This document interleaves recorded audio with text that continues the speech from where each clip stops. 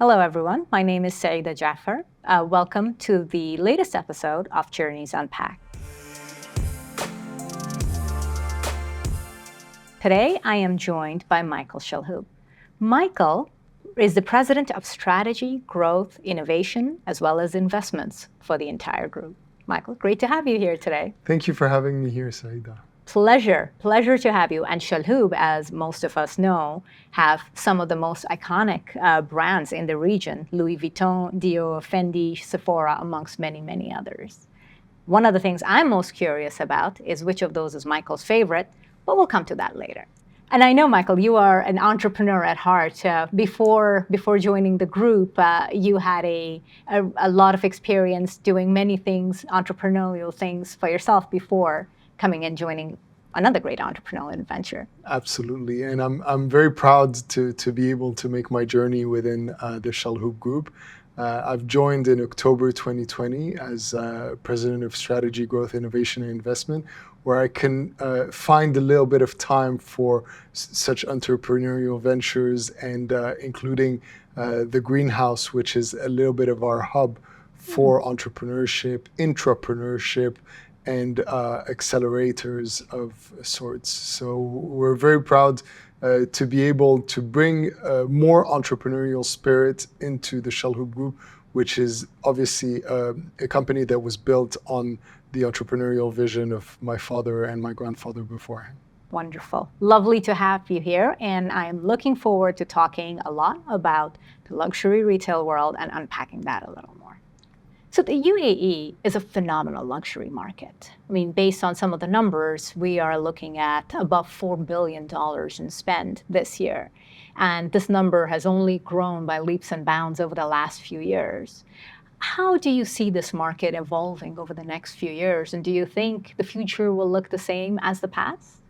I think the UAE is poised for considerable growth. And we can see that the UAE has GDP growth that is higher than the world, and in particular in high-end fashion and in prestige beauty, where the world is at 5 to 7% growth. The UAE is poised for 8 to 9% growth. UAE is the largest market within the GCC, making up 66% of sales of the whole GCC countries, and growing at plus 23%. So a much bigger trend than the rest of the GCC. The UAE has become a powerhouse for luxury retail, including prestige beauty, skincare, jewelry, fashion. And I think one of two reasons. One is we have very strong macroeconomic fundamentals in the UAE, and an infrastructure that allows for tourism and mall openings that never cease with time.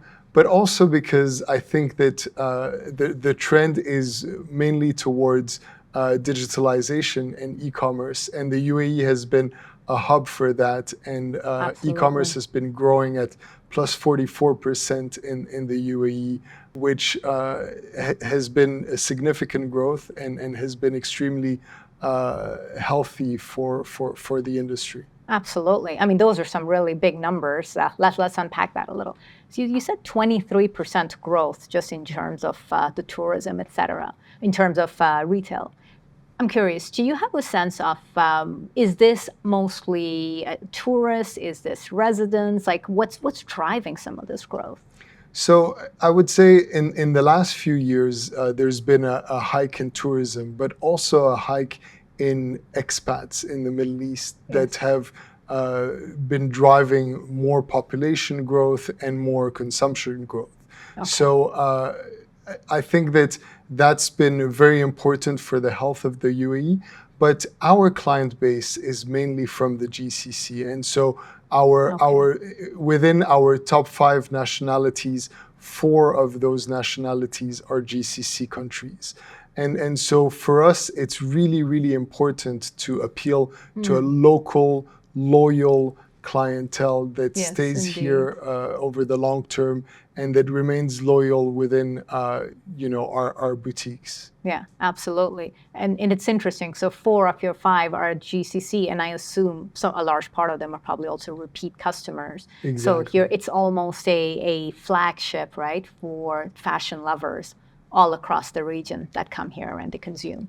Well, we try to retain our customer through a variety of different things, including a loyalty program that's called Muse, including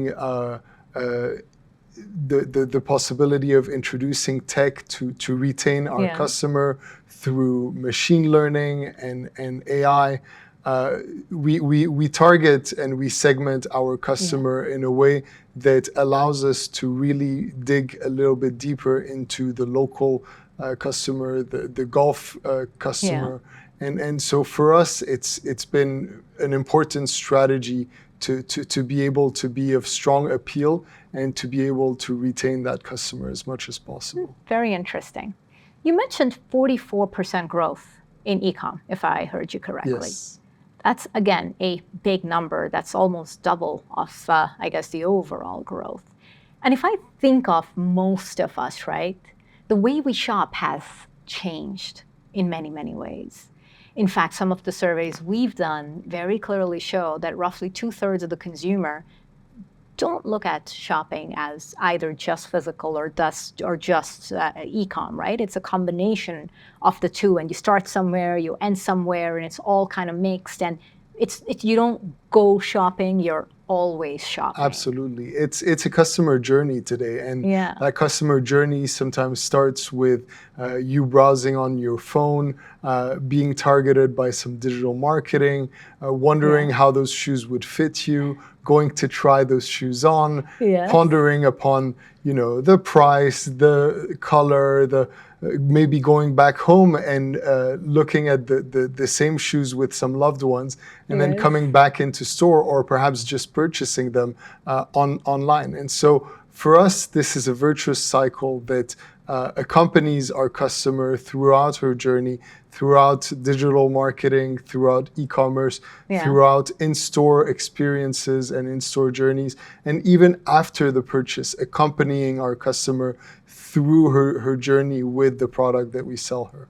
So more and more, it's not about the product, but it's about the experience around it. And that experience always includes, or at least for 2/3 of the people, includes at least one digital touch point. That's very interesting. And I'd be so curious to learn about some of the, I guess, innovative techniques, ways you guys are using, maybe AR, VR, or other things.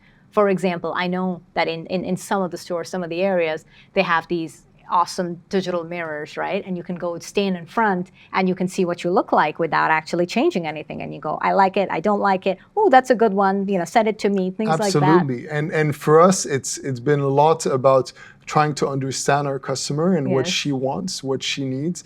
And what we've noticed, for example, we were talking about this with one of our tech colleagues yesterday, is that more than 50% of the people that enter a luxury beauty retailer does not want to try the beauty product on, such as lipstick. That's right. And so for them, it's really important to see how they would look in such color or with such stature. And so for us to be able to offer them that experience through augmented reality has been a huge difference maker, where today they can, exactly what you were describing, they can sit in front of a mirror or stand in front of a mirror and try something on without having to put that lipstick on their hands, wash their hands afterwards. Or that's the part of the experience that they have today, which is fantastic for them. That is really, really cool. I'm actually going to go try that out because I've never tried that out in cosmetics. I've done that in clothes and other retail, but not cosmetics. Well, in cosmetics, it becomes a little bit more personal because what you wear them on your skin. And so oftentimes people will use their hands or a piece of paper to try things on. But there's nothing like the color of your lips, the color of your cheeks, the color.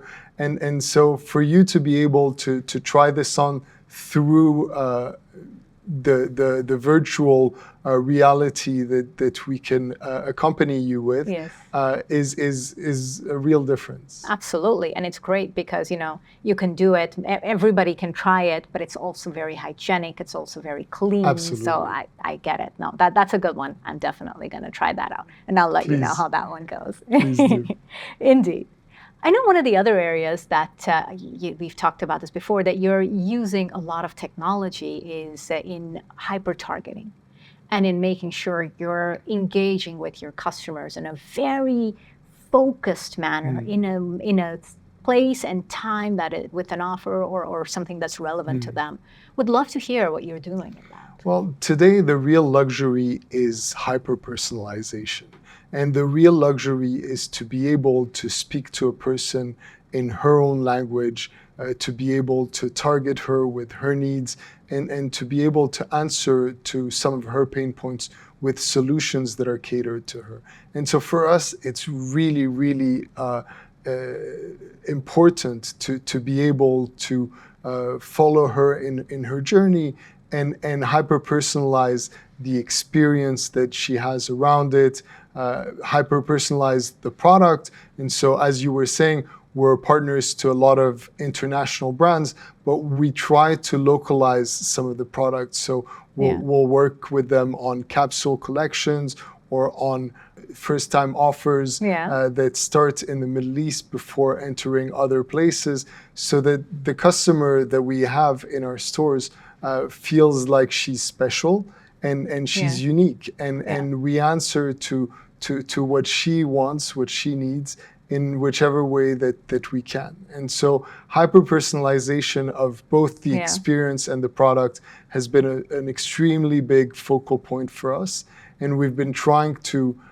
do our best to introduce it in our stores with our digital platforms as much as possible. That would be pretty cool. Again, I don't think you'll ever hear a customer say, I don't want an offer that's relevant to me. Exactly. Right? It's always, I don't want all the junk, but I do want what is relevant to me. So it'll be exciting to see as you go along on that journey. Look, I mean, we've talked about many things already, but then at the end of the day, there is that penultimate moment, right? That when the customer says, I like it, I'm going to get it, now let's make the payment. Absolutely. Right? This is where it becomes mine. Help us understand a little bit. How do some of these consumers pay? And what are some of the trends you're seeing in that? Well, most of them are now paying by credit card. I think that cash is not a trend anymore. And the credit card payments... to be clear, Visa cards. Visa cards. Okay. Absolutely. Visa mainly, but have been, it's been important for us to be able to accept their payments, but not just in front of the cash desk, but on the go, because that's what you can do today with your credit card. You can pay wherever you are, and so we'll be able to follow our customer to the fitting rooms or wherever she prefers to pay. And with credit card payments, Visa card payments, she'll have a much easier time doing so. So I would say today most of our transactions are done by credit cards, but we also realize that more and more there's a trend towards buy now, pay later, and this is something that our customers unexpectedly are asking for, because yes, we are catering to perhaps high net worth individuals, but that would still want to benefit from the potential benefits that we can give them. So BNPL has been bigger and bigger for us, and that comes at a cost for us, but it's a cost that we're ready to absorb because we want to follow our customer in whichever way that she wants to pay and whichever trend that she wants to follow. And BNPL has been a huge trend for us. So digital credentials, credit cards, and installments is what's top of mind. And I know that you guys are launching an installment program, so that's a fantastic new way that we'll have to hopefully offer her solutions with her credit card or with her phone payments. Absolutely. I'm looking forward to coming in, testing out some of the cosmetics, and then purchasing it on my Visa installments, 100%. Soon, that will happen soon. Amazing. I look forward to that. Indeed, indeed. And then I'm curious, as part of what you do, you see a lot of the most, interesting, innovative, creative things out there. Of all the stuff that you've seen, you've experienced, what are perhaps the most, your most interesting payment accessories? I mean, for me personally, I like to use my phone to pay. I like to use my phone because the phone is the one thing that you keep wherever you go, is the one communication platform for my kid, for my partner. And so it's really, really important for me to be able to do all those different functions, including payment through my phone. So I have an iPhone. I work with Apple Pay quite a lot. And I barely carry a credit card on me anymore. So thankfully, my Apple Pay is connected to my credit card. Yes. And I'm very lucky to be able to use my phone for all those payments. Yeah, in fact, I think our part of the world has some of the highest use of tokenized transactions and tap to pay of anywhere. That doesn't surprise me. And when I go to different countries, when I travel, I often forget to take my credit card with me. And when people tell me, well, you need to insert your physical credit card, I sometimes have to feel embarrassed and refuse the purchase because I often now forget my credit card at home. Yes, and even if you have the PIN and everything, right? Exactly. So it's so much easier to have the digital tokenized on the phone, and then you use, I agree. Absolutely. But that's the great thing about being in our part of the world, right? We're always up with the latest and the most innovative payment methods. The technological advances in Dubai have been fantastic, and so it's true that we've managed to some extent to keep up with those latest technological trends, and you guys have done a wonderful job doing so as well. Thank you. Now the question that I know everybody's been waiting for, certainly I've been waiting for, which is your favorite Chalhoub brand? It's like asking you to choose between your different kids. I can do it. I have one. I have one too, actually. So perhaps my favorite brand, I should say, is the Chalhoub brand. No, it's going to be very hard for me to choose one specific store. We have fantastic relationships with all our brand partners, and we represent some fantastic brands within the region. And I enjoy shopping in most of them, if not all of them. So. I'm sure you do. I do too, as do most of us. Thank you so much. You're always welcome. Thank you, Saeeda. Pleasure having you here, and thank you for sharing all those insights. It's been great to be here. Thanks. Likewise. Thanks a lot. Thanks. Until next time, on the next episode of Journeys Unpacked.